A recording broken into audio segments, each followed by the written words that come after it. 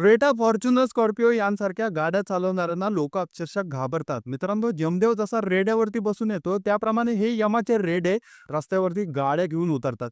मित्रांनो, एखादा सर्वसामान्य घरातला माणूस जर गाडी चालवत असेल, विदाऊट ब्लॅक फिल्मिंग, मित्रांनो स्पीड लिमिट तो पालन करत असेल, परंतु हे यमाचे रेडे त्याच्या मागे जातात, त्याला कंटिन्यू हॉर्न देतात, हाय बीम देतात, अप्पर डिप्पर मारतात, त्याला गाडी साईडला घ्यायला प्रवृत्त करतात. मित्रांनो, यांच्या अप्पर डिप्पर मारण्यामध्ये त्याच्या चेहऱ्यासमोर अक्षरशः ब्लाइंड स्पॉट तयार होतो.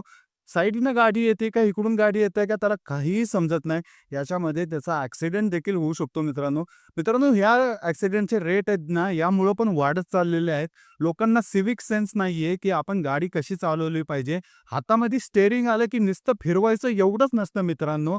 ज्यावेळेस तुमच्या हातामध्ये गाडी येते त्यावेळेस जबाबदारीने ती गाडी चालवावी लागते. स्पीड लिमिट पाळावं लागतं. सरकारचे नियम देखील पाळावं लागतं. शहाणपणा करत जाऊ नका. जिथं नाही तिथं आणि आपली घालायची गरज नाहीये मित्रांनो.